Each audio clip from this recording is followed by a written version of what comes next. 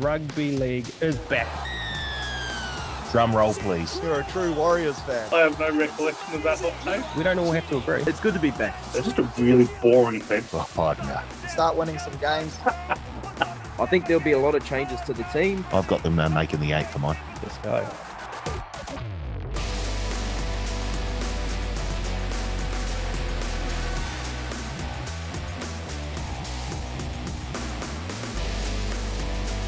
Hello, folks, and welcome back to the Advantage Line, TAB's Rugby League betting podcast. My name is Karl Tiley. That is Paul Mawate. And for once, we are starting on time. No issues. No nothing, Paul. What a day to be alive. This is, I think it's unprecedented this season. This is the first episode ever this season where... Probably just ever. Well, yes, probably. And, well, fingers crossed, it continues that way.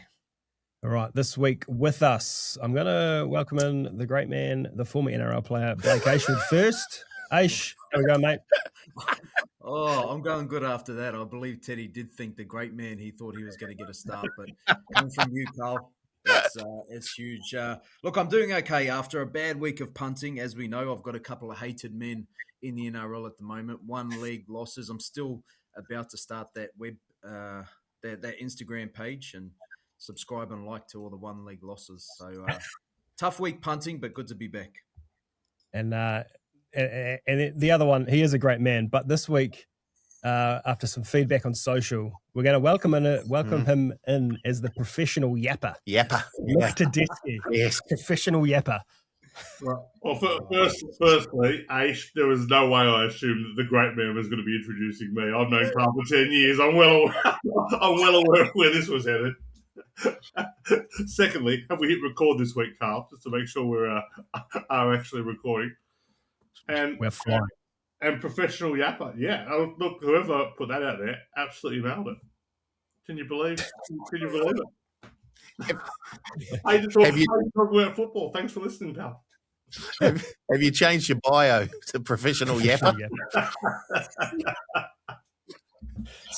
I don't know if you guys do, but I sometimes I go through and read some of the comments on on some of our social clips, and they're very funny. Some people throwing out some real barbs. It's good stuff. I love it. Right, we may have. I need to tease. A few weeks ago, fellas, we talked about some chicken nuggets. We did, and there was debacle, drama, people not agreeing with others. All that sort of stuff. So there may be later in the show an intrusion and a delivery of some hot nuggets for Paul and I to test live on the Advantage Line if we can taste the difference between specific brands of nuggets. Easy. That's why we've got blindfolded. Yep. That's why we've got the fluoro headbands are going to be a blindfold. Yeah, I know all the brands, but I'm backing you, Karl, to 100% nail the KFC McDonald's difference. Easy. I think so too. Yeah, I'd probably back you as well, Karl, just because Paul's in better physique. His physical fitness looks a bit better, so he wouldn't really touch Please. much of that. Were you here the other week when I told you I got asked in the gym if I was on steroids? That's how good I'm going. No. Someone came up to you and said, "Have you got any steroids?" because I've got some for you if you need some, pal. That backfired, didn't it? Wow, good stuff, lads. All right, let's get into it. Last week, we tried to do a blind ranking, we did it, but we just didn't record it. Yeah, correct. This week, we are recording, so we're going to do a blind ranking of centers and wings. So 4 players in each group. How many groups? 5 groups. 5 groups, okay. Helped, of course, by AI in putting these groups together. So I'm just going to go down the list with group number 1. As always, there's an absolute gun in here. There's some plotters and there's some guys that had some serious potential as well. Oh. So, and group, what are you laughing at? We were waiting for Aish to be one of these groups. That's a big miss by me. I didn't even think about it. Sorry. Wow. It's a podcast. Group 1. Greg Inglis, Brent Tate, Jordan Rankin, and David Mead. Well, that's pretty good. Yeah. I'm thinking midfield 3. Really? I'd go higher than Greg that. Inglis. I'd go This is 1. Greg Inglis in the centres. Yeah, I think he's thrown out a bit of a red herring sort of thing. Yeah, but even the ordinary players are pretty good. Like, David Mead was a good player. 2? Yeah. Oh, man, I'm struggling not to put him 1 with Inglis. Yeah, I'd go 1. I'm advocating 1. I think he's holding on to an absolute boomer. But there are no better centres. You're the only boomer here, Paul. Incorrect. Gen Z. Where are you putting it? Well, I've think been you're outvoted. 1. One. And I think we will regret this decision. Wowee. We Okay. regret every decision. Luckily, there's no cost to any of it, Paul. Number 1. Group number 2. Mark Gasnier, Brinko Lee, Corey Allen, and Semi Valime. 5. There are Finish names. 2 of the worst players who have played in the NRL there, and Mark Gasnier played rugby, so easy 5.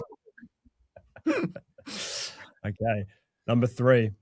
Latrell Mitchell, Hymel Hunt, Conrad Hurrell, and Marcelo Montoya. Well, it's terrible, I can go number 3. but it's Yeah, fun. It's gonna be Latrell. fun. Yeah. 3. 3. Good centres, bad wingers. Next one. Roger Tuivasa-Sheck, Dane Nelson, Matt Duffy, Blake Ayshford. Number 4. Are you the only one who hasn't played for the All Blacks in that squad there? It'd be close to it. We're putting at number 4. Are you sure? Am I on the wing there? On the wing or in the centres? Yeah. No, you're in the centres. Okay, fine. Yeah. Number 4. Well, yeah, 4 only because Aisha's there. Otherwise, it'd be 6 because there's too many Union players, especially if it's 2026. Roger. Okay, 4. That means number 2, you've got Tamana Tahu, Tony Martin, Paul Momorowski, and Nick Kotrick. Oh, yeah, that's pretty good. That's solid. It's not too bad. There's no howling errors in that one. Tony Martin, solid. Tony Martin could not kick a ball for a goal kicker. He couldn't kick it further than 15 metres. I was thinking Melbourne Storm, Tony Martin. Not bad. Yeah, okay. Yeah, he won a premiership. He was there in '99, maybe. Tony Martin. All right. So number His contract was Yeah. good. You guys were right with the number 1. apologies from Paul. Yeah, Martin. so no, I just Get this one. Let's time sent this one. 8 minutes into the podcast, Paul Whitey apologises. He's owed about 1,000 apologies, but he's apologised for the first time. So, seen it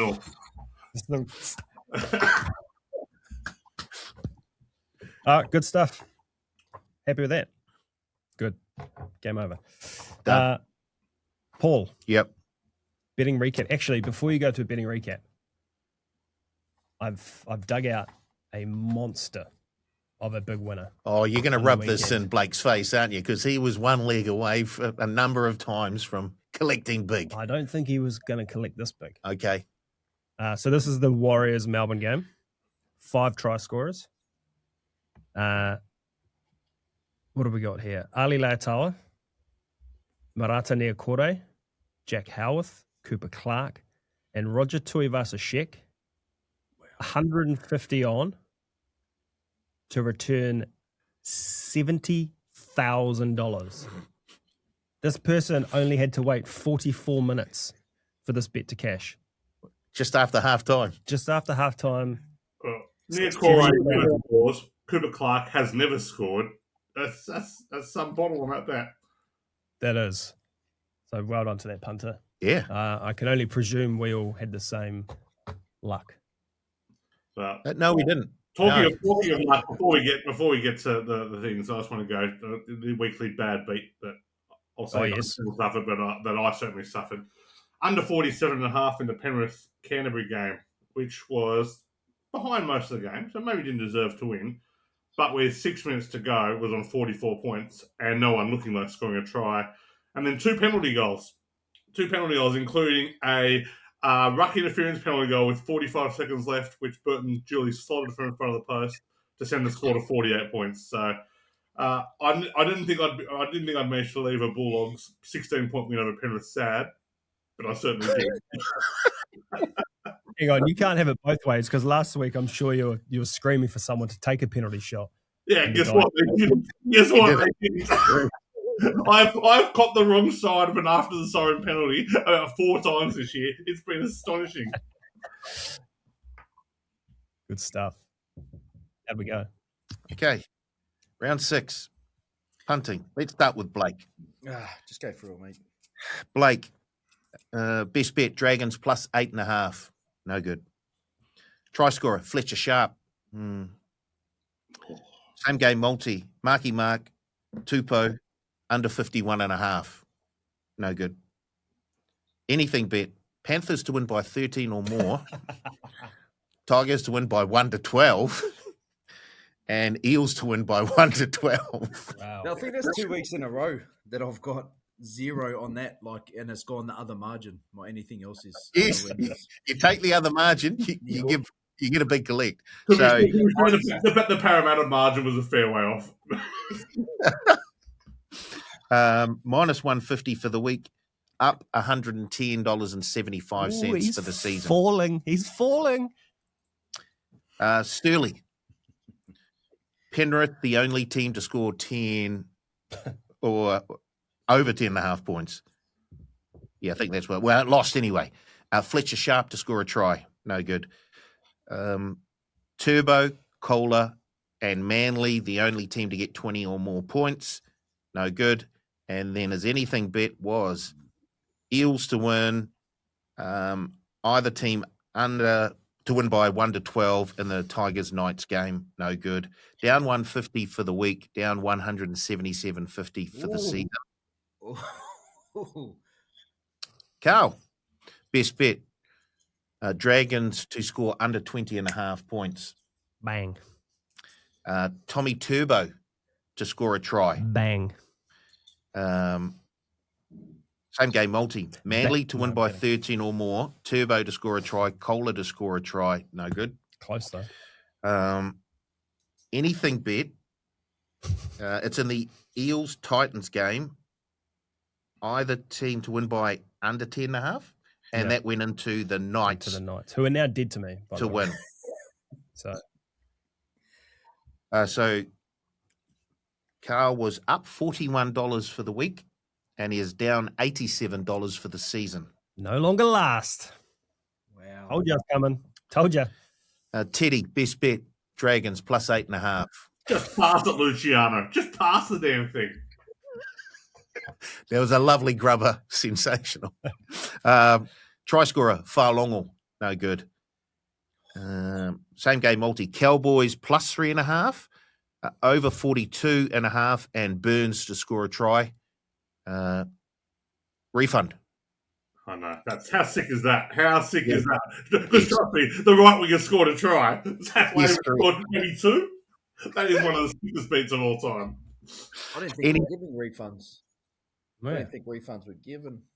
If one of your legs is a non-starter in a same game multi, it's a refund. Yeah, usually, but just in our case. Just in our just right. I don't know. Maybe rules change. I'll happily take the win if that's all right, Paul. But up you. And your anything bet, Raiders to win into the Knights to win. Nice to get to me too, Carl. Yeah. Teddy down 125 for the week. Teddy up 47.25 for the season. Ooh. To be honest, I've been in that out of form. I can't believe I'm up, just quietly. Bet, Roosters, tick. Farlongal to score a try, no good. Same game multi, Kohler, Turbo, and Sloan to score tries, no good. Anything bet, Cowboys plus 3.5 into the Panthers 13 or more, no good. I'm down $59 for the week. I'm up $213.75 for the season, and I sit at the top of the Advantage Line hunting comp ladder. For now. Can I just check? Am I the only one that's been up 2 weeks in a row? Overall, or are you just talking about the last 2 weeks? The answer is yes, overall, and the last 2 weeks. You are still on the negative, are you? Because if I'm up last week and this week, then I'm up overall in the last 2 weeks. That's wrong. I had 2 weeks in a row at the beginning of the season. 2 weeks in a row. I just did the last week and this week. Okay? I don't think you did. I don't know if Paul's spreadsheet works that well, Carl. It's not mine. It's Murray's. This is Murray's spreadsheet, so it's all above board. Shout out to the great man, Muzz. Good stuff. Good stuff. All right. Not good punting, but good stuff. Let's move on to the good, the bad, and the ugly. This week, I still haven't gone out and brought a spinning wheel. Have you? No? Do I have a card? No. Wow. No. Okay. Well, hey. You should have seen the eyes he gave me. Yeah. Hasn't stopped you putting in long list of expenses every month for the last 7 years, Paul. So I have never put an expense list in ever, and you know that. Hey. This is a rugby league pod. Good, the bad, the ugly. I will kick things off with my good. Chanel Harris-Tavita and Dimitri Vaimunga, and the way they played on the weekend for the Warriors was incredible. I think these two blokes need to be two of the first guys put down on the team sheet every week going forward. Chanel is just the rock. He's our six. He has to be the six going forward.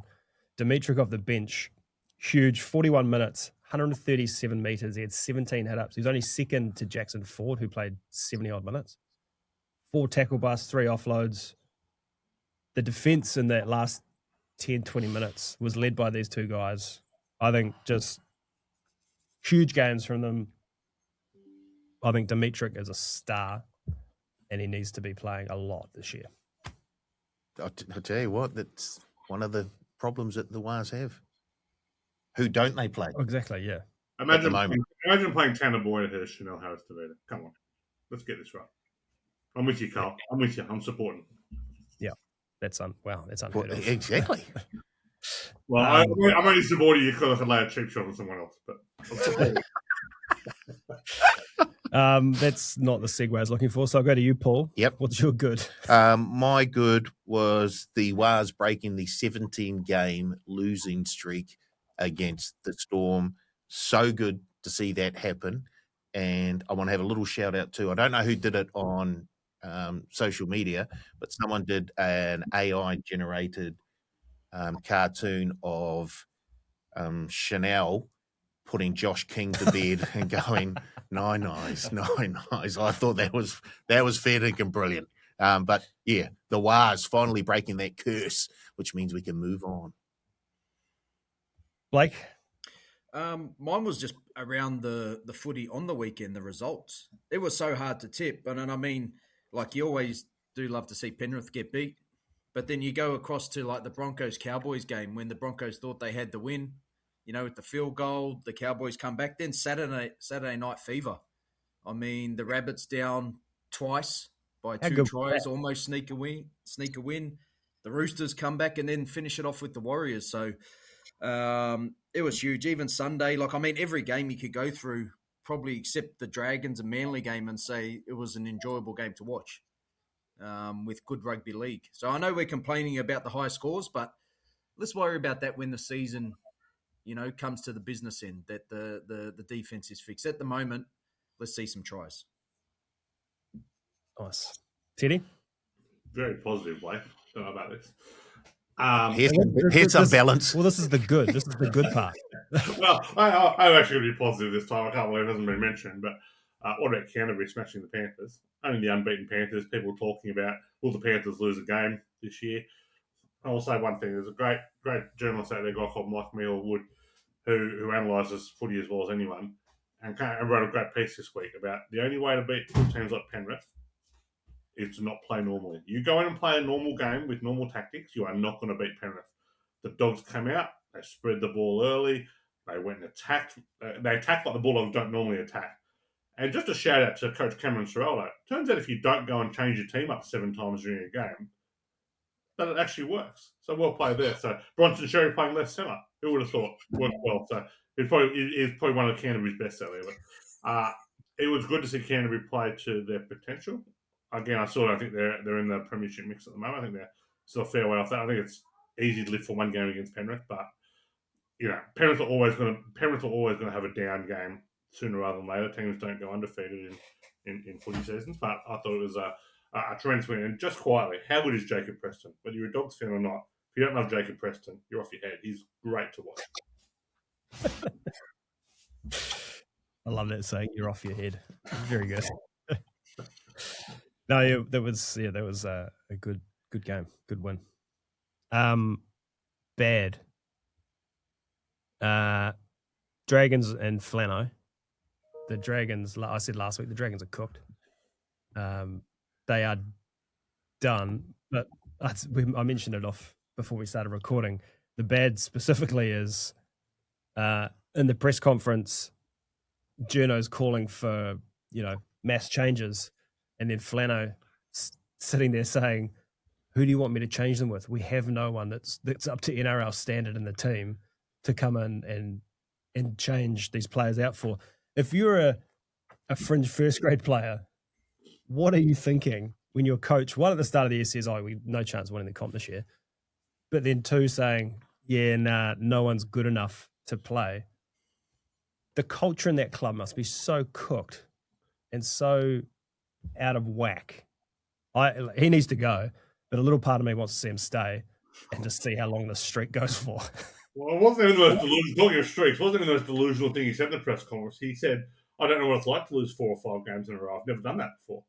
Well, he said, I went through his numbers. He said 12 losing streaks of 4 or more throughout his career. Isn't he sitting at 10 now? Huh? Isn't he sitting at 10? Straight. 10 straight? No, 10 straight now, exactly. And this is also his second streak of 10 or more games. And that 4 or 5, that 12 4+ losses in a row was before this streak. So he has had a great deal of experience losing that many games in a row, not including the year when he got suspended and left his team in the dark because he was involved in the Cronulla drug scandal. So where I think they lost a few games that year. So come on. Yeah, we came last. Teddy, thanks for that. Not a go at you, Aish. A go at the coach who said he's never lost 4 or 5 games in a row. So I'm sure if anyone can appreciate having a dig at Flano, Aish, it'd be you.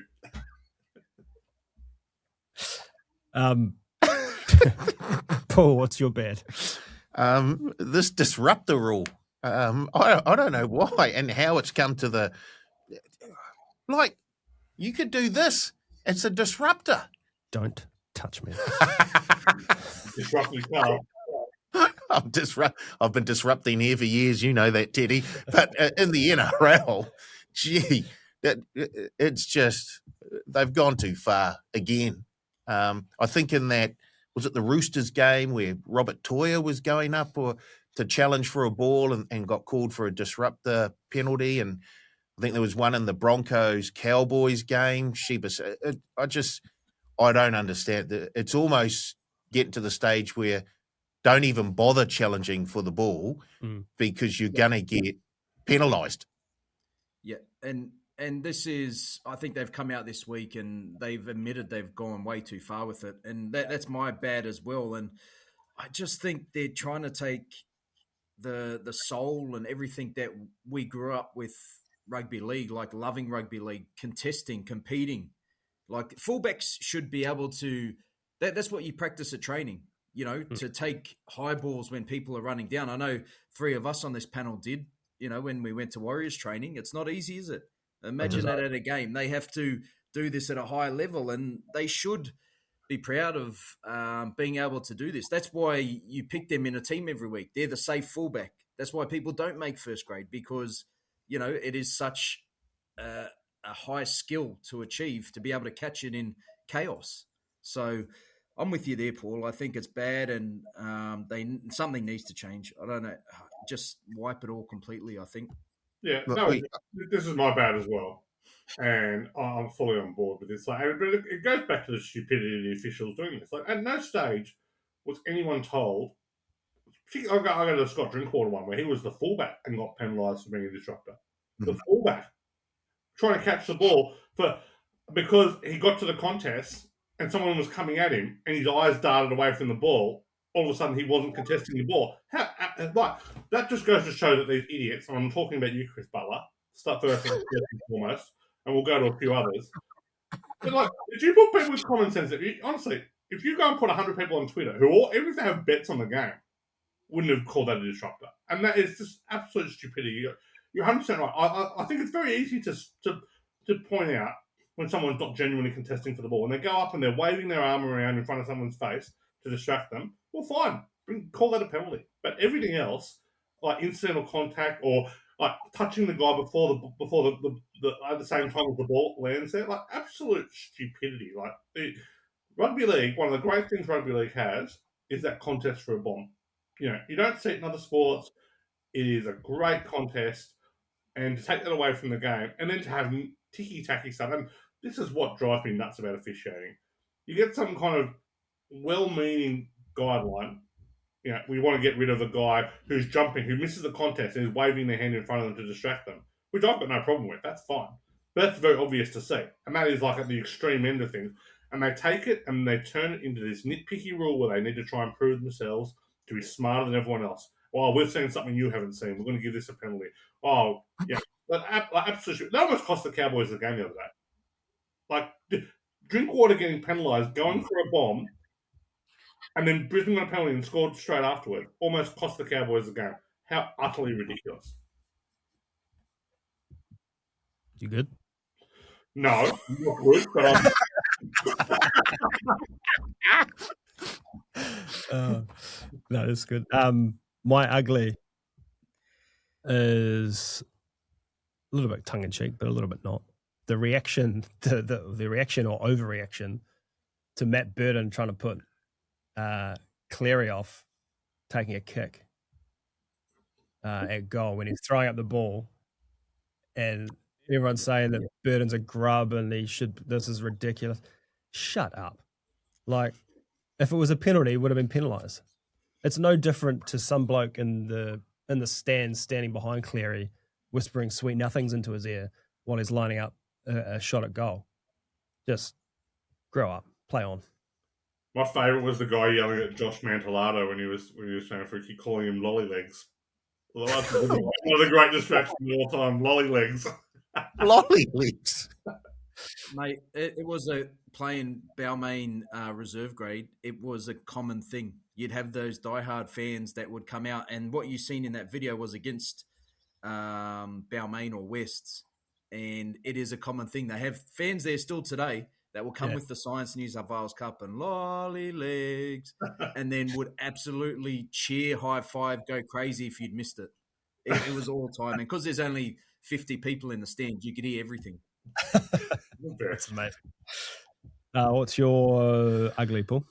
Just the Storm. They just look a wee bit slow at the moment. They look uninterested at times on the field. And I'm not suggesting that Bellamy will be for the boot. There's a few coaches further ahead in the line of getting cut. But, just the Storm. This is not a Storm team that I have recognised for the past 10, 15 years that just something else seems to be going on at the moment. I don't know. They got rocked by a team who was up. Yeah, the thing with me with the Storm is, and I tipped the Storm last week originally, and then when the changes came in before I was about to go on air, I went back and watched the tries where they've been scored and a bit of the highlights from their last 3 losses. The thing with the Storm that's scary at the moment is you can watch video and pinpoint where you can attack. And the Warriors did exactly just that. Like, back rowers were scoring the previous 3 weeks on Cameron Munster. Murata Niokore did that on the weekend. They were offloading teams at will. The Warriors did that on the weekend. And the biggest thing that I haven't seen from the Storm in 15 years, they're getting beat at the 1%ers competing. And that's the ugly for the Storm is that usually if a team will watch it, they'll have a bad game. The Storm will fix up whatever problem they've got. At the moment, this is 4 weeks on the trot where they're making the same mistakes.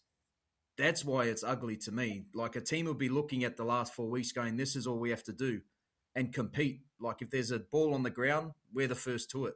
The Storm never lose those battles. And that's what is crazy about this run at the moment with the Storm. That's why on the weekend, it told me more about the Storm than it did the Warriors. I still thought win or loss, the Warriors were a good team, but that loss on the weekend, it's worry signs for me with the Storm. Yeah, that's my ugly as well, and I'm fully on board. So I wrote a piece from the couch about kind of going into it, and I kind of put it down to a few things. Bit of bad luck. Pappenhausen retiring, no one saw that coming. Eli Katoa, obviously no one saw that coming. And then Tui Kamika having a stroke last week. But where the problem is that the Storm have built their roster like they always have, right? Pay three really good guys huge amounts of money, which I think is a good way to win a premiership, right? I think that's how you build a good roster. But the problem is when you paid Smith, Slater, and Cronk, they were always there, and they were always playing at a high level. You are not getting the always there at the moment. And Cameron Munster has fallen off the face of the earth as a great player. Still a good player, but he's not, even to his last game, Cooper Cronk was a great player. Billy Slater was a great player. I don't think the same can be said about Cameron Munster. I absolutely love Cameron Munster as a player, always have through his career. His form has declined.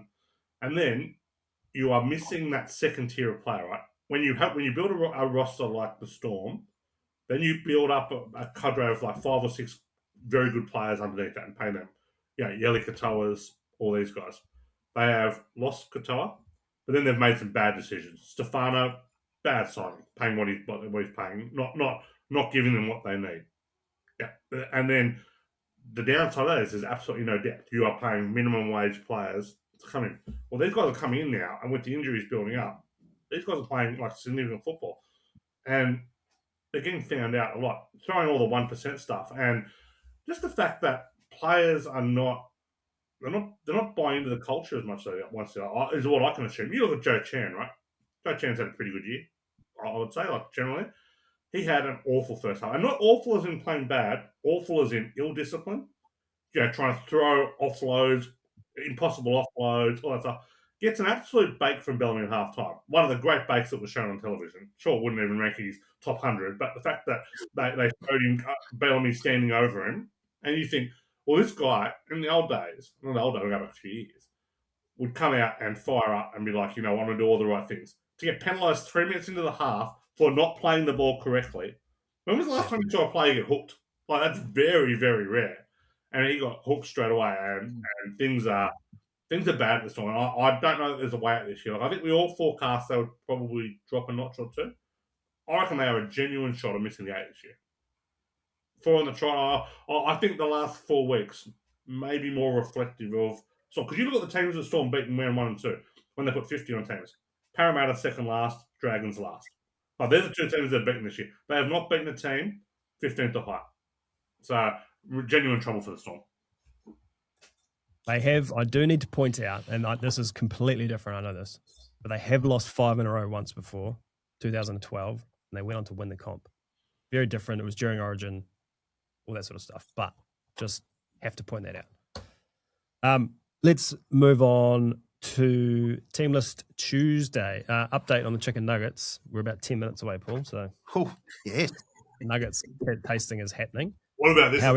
10:32 a.m. Nuggets, New Zealand time. This is. I know. I'm trying to lose weight too, man. It's not good. Like, well, do you know? Apparently, there's a guy at your gym who sells steroids. He's trying to give them to you. So. Yeah. Oh, fat shamed by Blake earlier, so good. Not good. Could be fat shamed by me.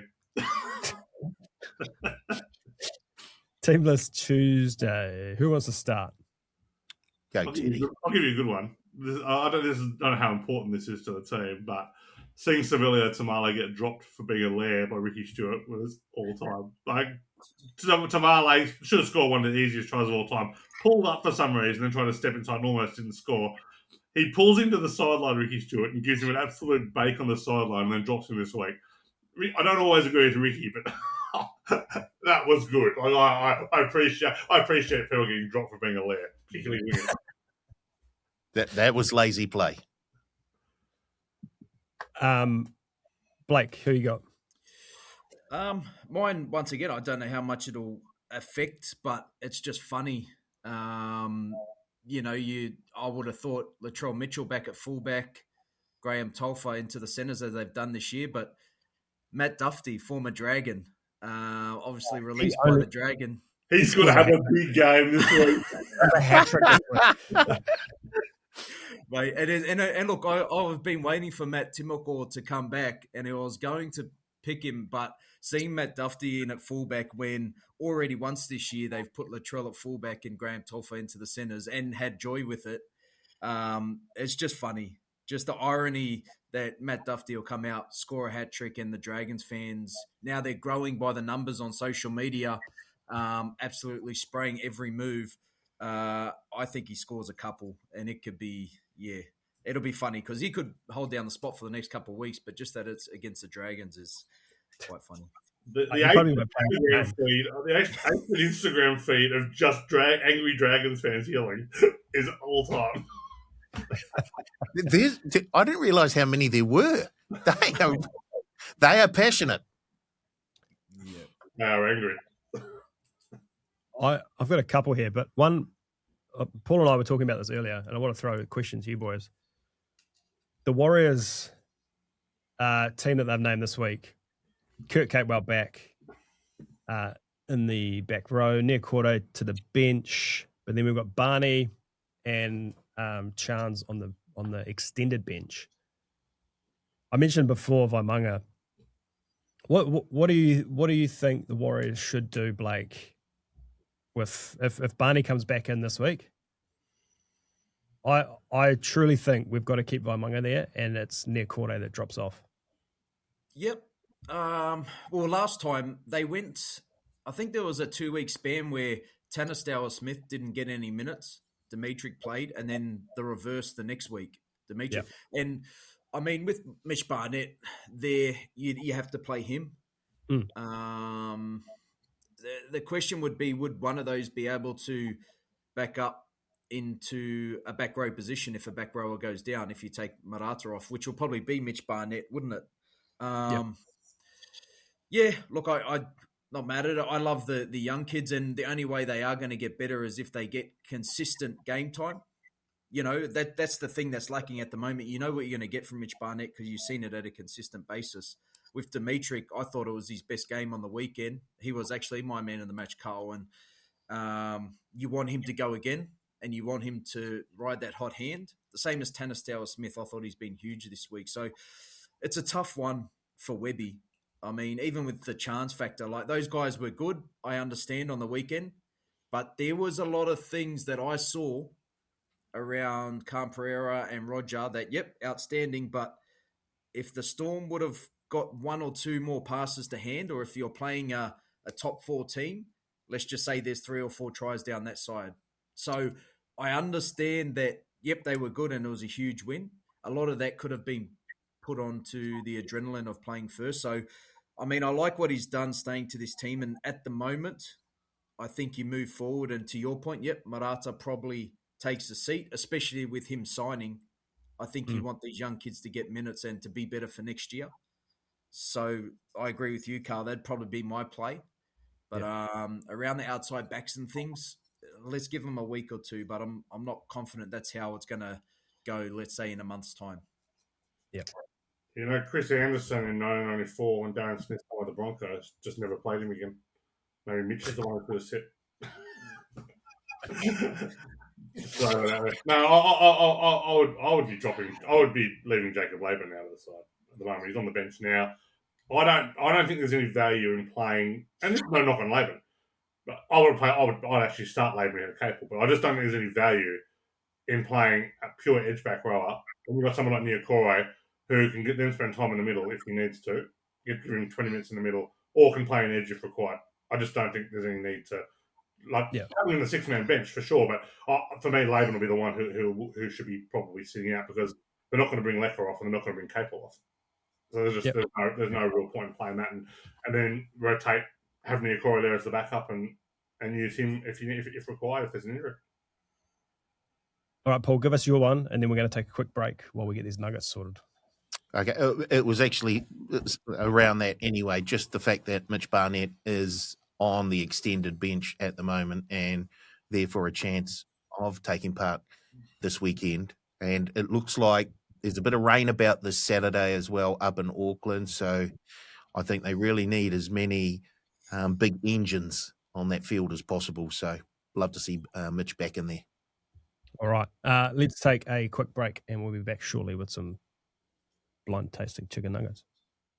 To the podcast listeners and viewers, we had a little debate a few weeks ago about being able to tell the difference between McDonald's chicken nuggets and KFC chicken nuggets. And this is what we're doing now. Our producer Lee is here somewhere in the room. You're going to have to guide us to where these things are. And have you got your blindfold on? Yeah, I can't see a thing. Okay. Do you want to go one brand at a time? Or like, Yes. I can bring a bowl into the middle. One brand at a time. And Yeah. there's 2 nuggets each per brand. So. 2 nuggets per brand. Oh, yeah. Oh, oh, they're both into the popcorn bowl. so I'm taking 2. You can take Wait, 2. what? Yeah, Hold on. There's a second one in this bowl for you, Paul. Is there? Oh, easy. All right. Okay. That's I don't even have to taste. I don't even have to taste this. This is KFC. I can see it from here. Oh, it smells so good. I've never had KFC nuggets. That's a lie. They're good, Teddy. They're good. KFC nuggets are the best. We're not here to review whether they're good or bad. We're here to review the brand, what brand they are. That was KFC. There's a bit of that KFC seasoning going on. Take your time. Do we to our producer Lee? Mm-hmm. Do you tell us now if we got that right? No, you don't. Don't speak with your mouth. Don't speak with your mouth. Oh, bit me tongue. Your This mother is would real. be ashamed of you speaking with your mouth full like that, Paul. There's nuggets all over that microphone.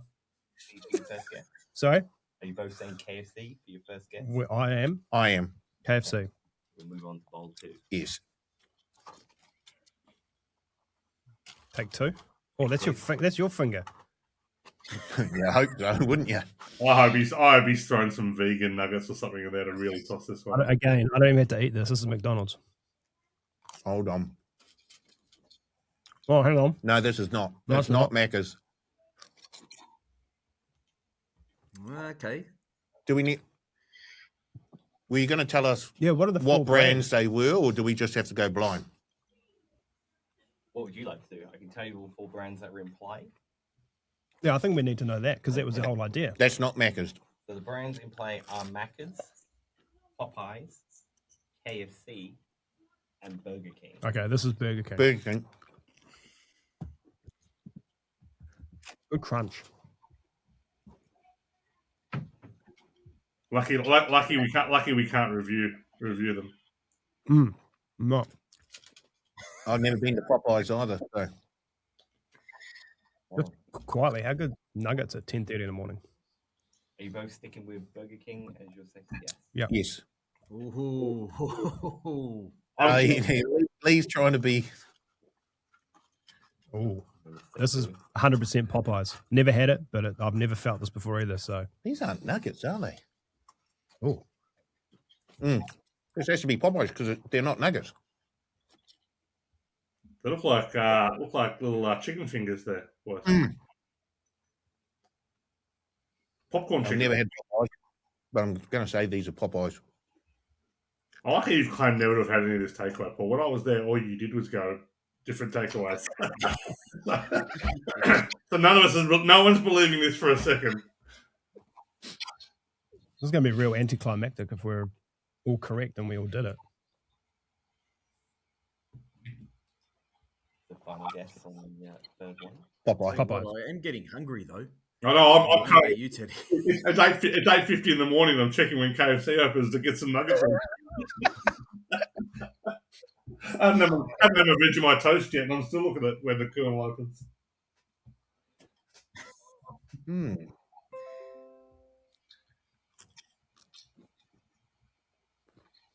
Yeah, definitely Macca's. These are Macca's. Yeah, I don't like them. We weren't going to do that sort of thing. Oh, I'm not. I don't like them. We have to have them at 10:30 in the morning. It's not what I'm about. I like nuggets. I love nuggets. I don't even want. Does anyone want this? These are definitely Macca's. You on that one? We're 100%. You on that? What? Where are you? Do you want another nugget? Not if your fingers have been all over it. No. Wow. Okay, so is Macca's your guess for the fourth and final round of chicken nuggets? Yes. Yeah, Macca's. Right. We can do a reveal now. Do we take our things off? Oh, wow. Oh, no, there's another camera in here. We didn't know about this. Okay, you want to know the answer? So, we said KFC, didn't we? Yep. Yeah. A is correct. Boom. KFC. Second. Can't see. Second, we said Burger King. Burger King. BK. Bang. 100%. The boys are on here. Whoa. Popeyes. Popeyes. Popeyes. Had to be. Bang. Boom. Last but not That least. leaves McDonald's Macca's. last. Oh, wow. Good stuff. Unless you're hanging too. Yeah, I know. That's tough. Next week, we'll be doing a test of French champagne. Let's see how. That's great stuff. Thank you, fellas. Oh, riveting. Yeah. Was it really? I don't think it was. We got it right. Like, Wasn't great content. no. I felt okay. It's like one of No the awards will be won. Put it that way. pure horse races when the leader was 3 lengths clear and was never getting caught. The second horse was 3 lengths clear of the other one. So, It's just to more back it challenging. up, for those of you who said I could not tell the difference between KFC and McDonald's, Aish, Paul, Whoa. No, Ayshford. It was Surly. Surly was the big one against you. I think Ayshford. I think Aysh backed you up. wow, You're, Paul and Surly. you're just guilty by vicinity. Yeah. I don't care who it was. For me. I don't care who it was. You can all eat it. Eat the nuggets. Right. Snapchat. Let's get back to normal programming. Teddy, what was the stat of the week last week, and how badly did it lose? No, I think the stat of the week was Broncos win record falls from 69 to 43% when Reece Walsh doesn't play, and 62 to 33% cover rate when Walsh doesn't play. And I think they got up. Yeah, nice. Yeah, nice. Well done. First one of the year. Wow. I'll go this week with my stat first. Dolphins Panthers. In 7 of the Dolphins' last 8 home matches, a total of 11 or more tries have been scored. FYI, they're not at home this week. They're playing in Darwin. Neutral game. Oh. Thanks, man. That's my stat for that game. The game's in Darwin.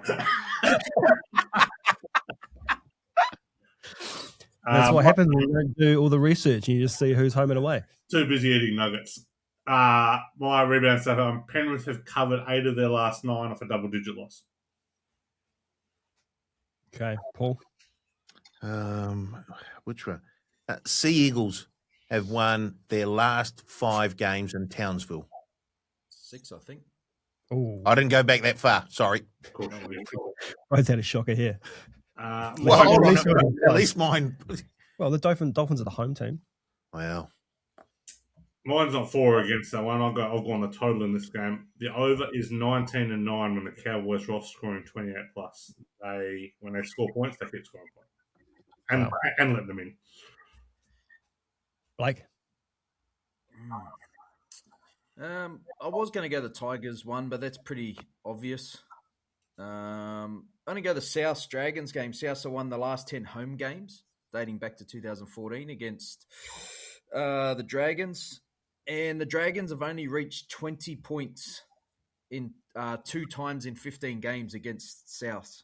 So South Sydney to be the only team to score 20 this week is $2.15.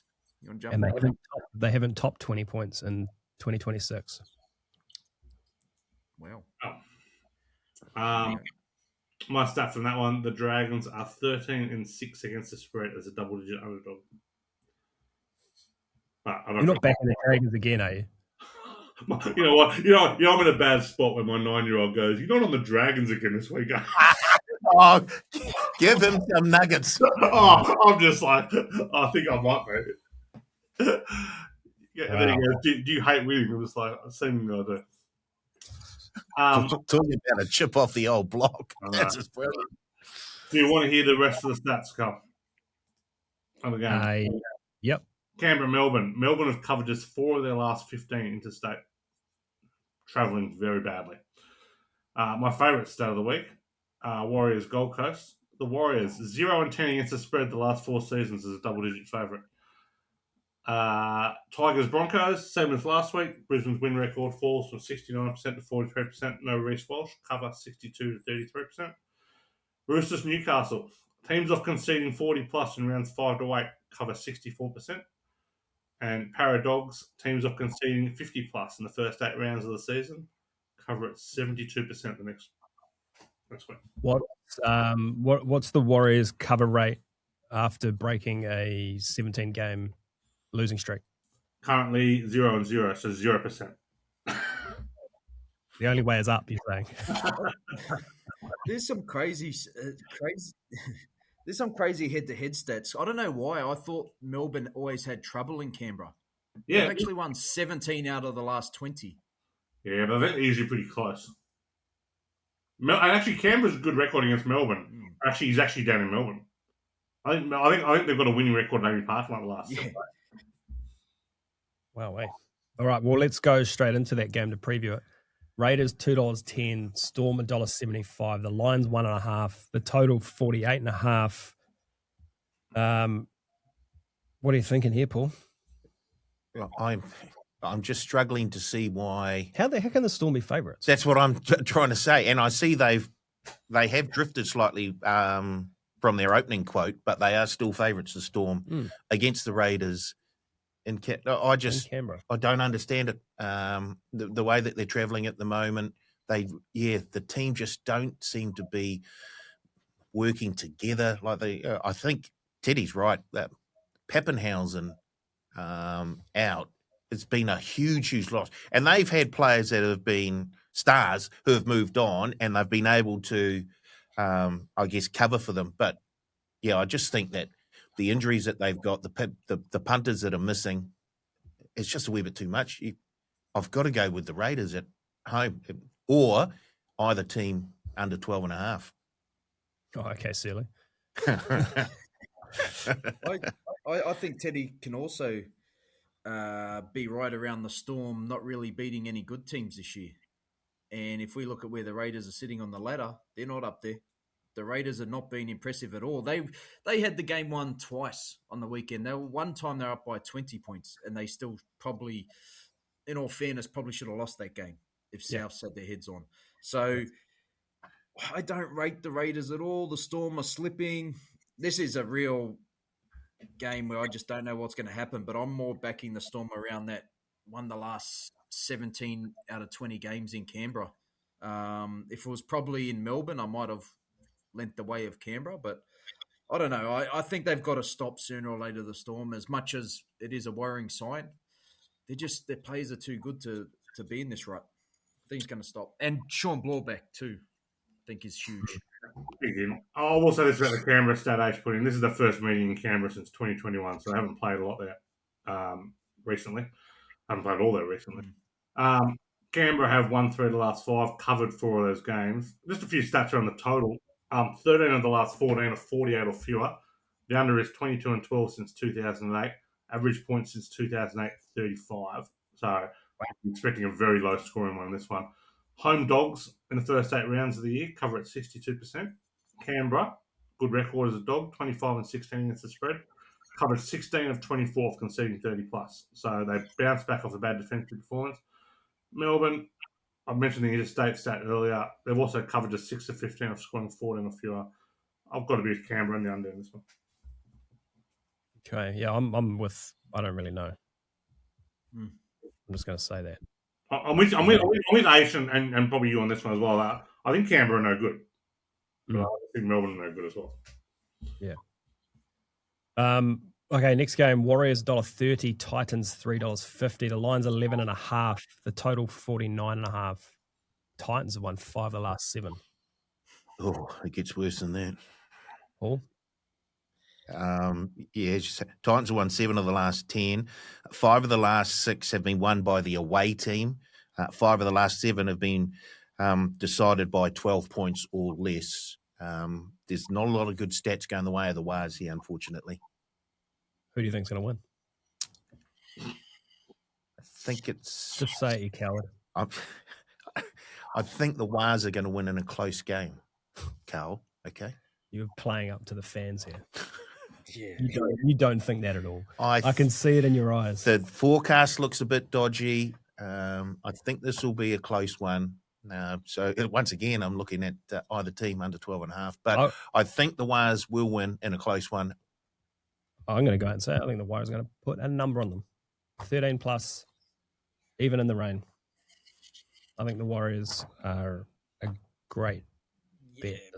I do, Karl. Yeah, look, do that every week. So I don't say that every week. I think you'd find if you go back to last week and listen, I said I'm going to back the Warriors, but I didn't really know. So how about you do your research, pal? Did you pal him? Did you pal him? I did pal him, yeah. Yeah. Disrespect. Didn't quite say the C word, but you know. All right, Blake, what do you reckon? Excuse me? I said, all right, come on. I think with this, look, I think the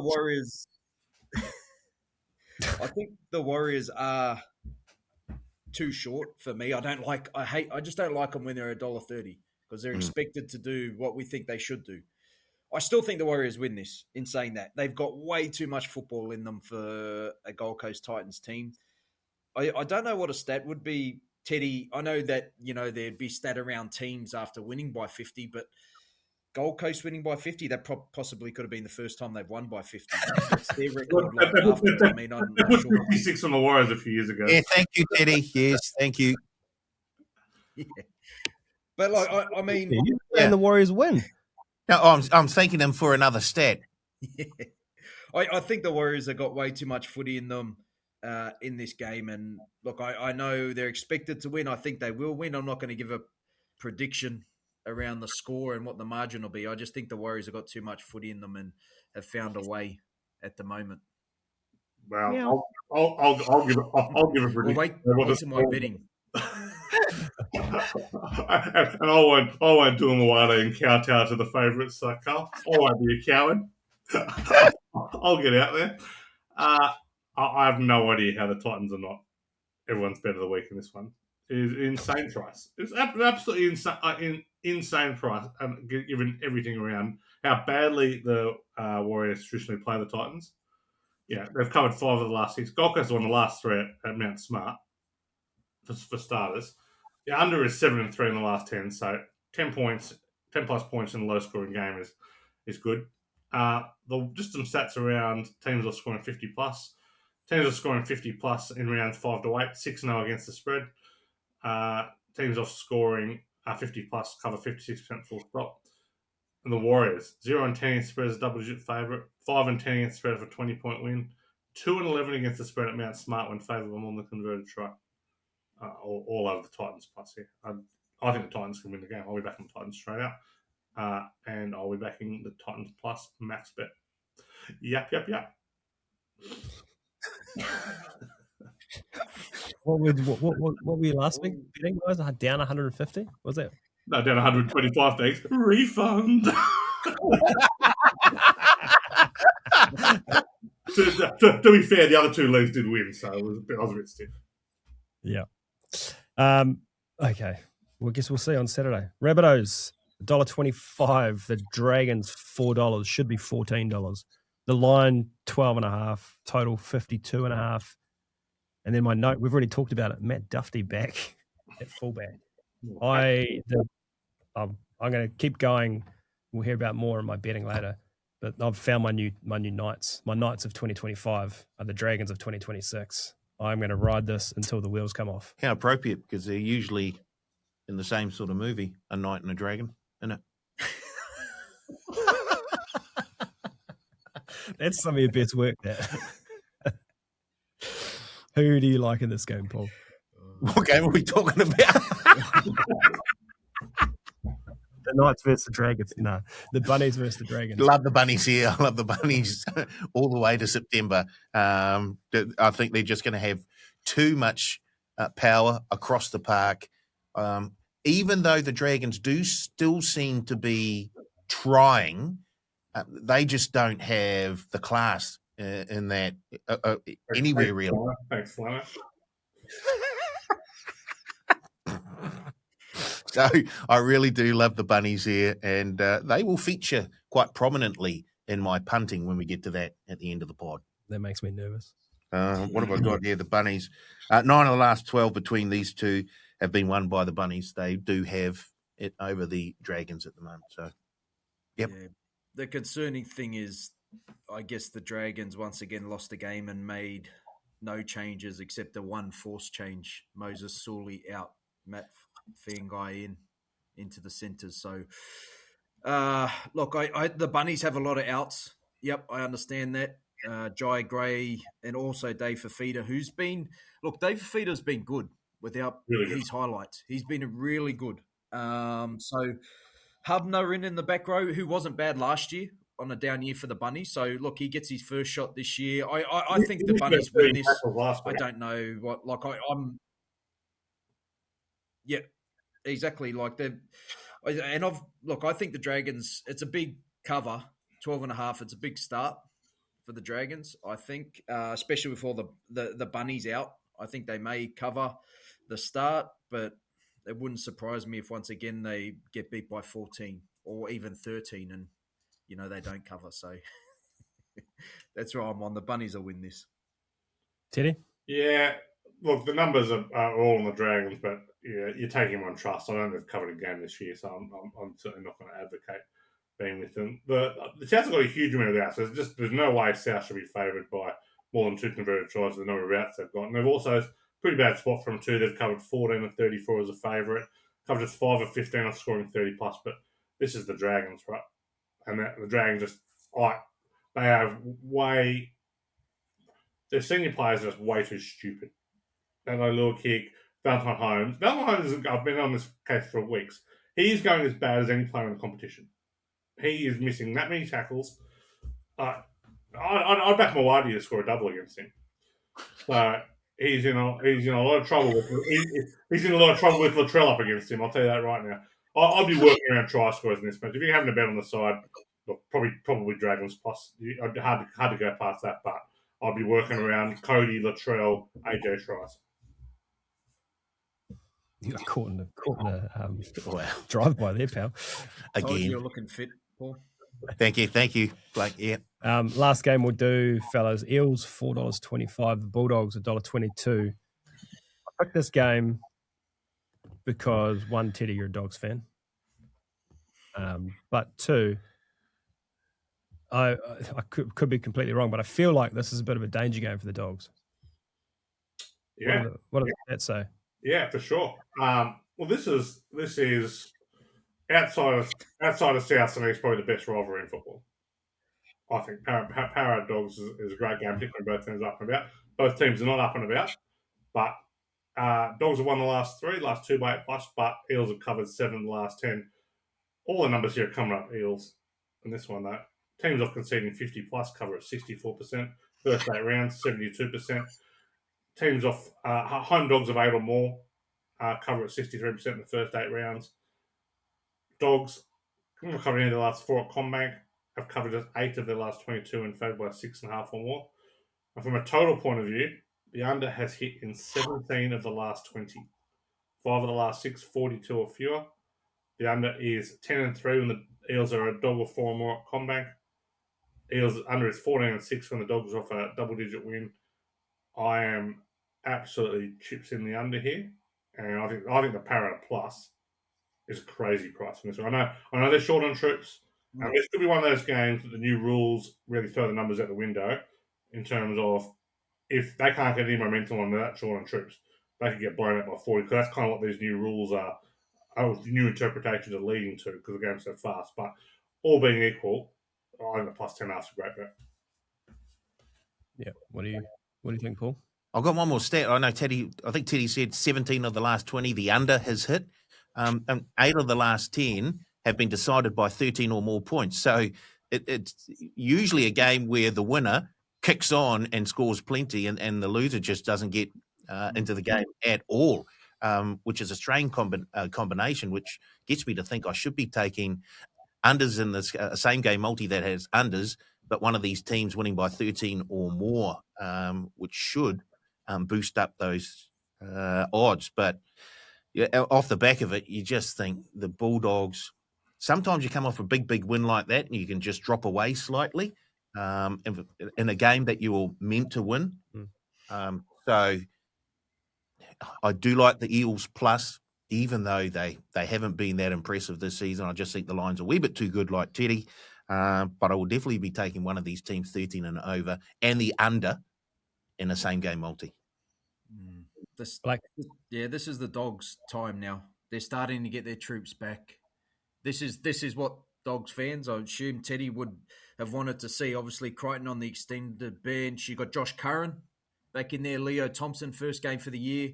So, this is huge for the Dogs. I'm like you, similar around the betting. I think Eels have a great start here, even though they have less players. It's an opportunity for some of these kids, to make a statement against a good Bulldogs pack, against a good Bulldogs team, and actually nail down a first grade spot. So if you look at it like that, that line is quite large. But I think the Bulldogs will be winning this. No, Max King's worth noting as well. He's been, I think, one of Canterbury's best props this year, or one of Canterbury's best forwards this year. So he's out for a period. Okay, let's get to some betting, fellas. I'll start. My $50 best bet this week. The Dragons totals only dropped 1 point to 19.5. I will take the under at $1.95. They have not topped 20 points at all this year. My try scorer. Actually, before I pick my try scorer, I saw a thing on social this week with two more tries last week. Milky Jenkins is on track to score 55 tries this year if he continues the same pace he's on. And one of the young blokes in the office pointed out that is 25% of the all-time record in one season. Unbelievable! Imagine that. But my try scorer. Sorry, David Simmons will be proud. Yeah. My try scorer this week, I'm going to go Chanel for the Warriors at $3.90 against the Titans. Does every Chanel try come from his own bomb? It just feels like every time Chanel scores, he puts up a bomb, goes and chases himself and scores. It's one of my favourite little tropes. Yeah, he'll probably get pulled back for a disruptor this weekend. Disrupting his own kick. My same game multi, South 13 plus, AJ 2 plus tries, Latrell to score $5.86. And then anything else, I've got Warriors, Roosters, Panthers, all 13 plus at $7.22. Paul, what do you got? My best bet, Sea Eagles at $2.45. My try scorer bet, first, second, or third try scorer, Latrell at $3.45. My same game multi, AJ, 2 plus tries, and Tallis Duncan to score a try, comes out at $9.28. And then my anything bet, this is a return of the Jedi or revenge of the nerds bet. 2 players suiting up against their former teams, both of them to score doubles. Matt Duffy to score a double, into Alufiana Khan Pereira to score a double. That comes out at $22.20. Bad, Paul. Wow. Okay. Blake, what do you got? I just want to state this week I have nothing under $3. I don't know why. I was sitting there last night and I said, you know what, I might just have a crack this week before I go back to, the serious punting. They got me to the top of the ladder. This might be the week that you win. It could be the week that I either am uncatchable or I'm eating Macca's in the dungeon. Not uncatchable, because you've got history of just trying to block it out when you're in an uncatchable lead. Straight back. $1.20 favourites, no good. All right, well, let's start with the best bet. Broncos 1-12 at $3.70 against the Tigers. hurts to say it, but the baby Broncos or the Broncos, when they're usually down on troops, go to Campbelltown versus the Tigers and come out with a win. So $3.70 there. Anytime try scorer, Tom Trebojevic to score in the first half, $3.15, has scored in every first half this year and been the first try scorer, I think, 3 out of the 5 games. Same game multi, Roosters 13 plus, C.R. Wong to score, Angus Crichton to score, $15.25. And my anything else, the Dolphins plus 15.5, the Dragons plus 12.5, the Eels plus 13.5, $6.85. Minus 150. What do you got, Teddy? I'm just reeling from Blake turning his back on the Tigers. Yeah, exactly. Wow.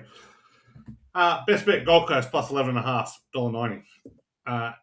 Anytime tried Dominic Young, $1.96. Crazy price. Scores every week. Even when he doesn't score, he scores. Like last week. Same game multi.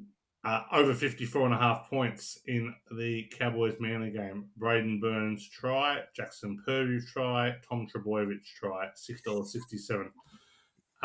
Any other bet? Canberra win, under 49.5 in the Parramatta Bulldogs game, $3.99.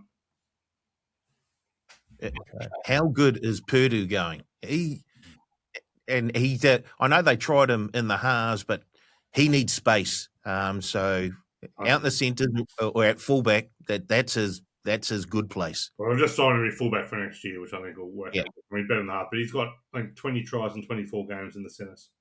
Yeah. So he's good out there. Can't tackle, but G can score. Okay, I've got Surly's bets here. What? He sent them in at 7:50 in the morning. Unbelievable stuff. Okay. His best bet, 2+ tries combined between AKP and DWZ at $1.94. Anytime try scorer, Chanel Harris-Tavita at $3.90. The loss. Same game multi, Tigers head-to-head, Kai Pearce-Paul, and then Ezra Mam and Katoni Staggs to have 1+ try combined. Yeah, I'll tell you what, I'll just tell you this. He's taken over the mantle from Mawari for having those confusing bets. Yeah. That's paying $6.78. And then his anything else bet is a second row special. Leka, Luke Garner, and Hamole at $15.74. Those are our bets for this week. Fellas, thank you very much. To the punters, the listeners, the viewers, thank you. We'll be back next week to do it all again on the Advantage Line.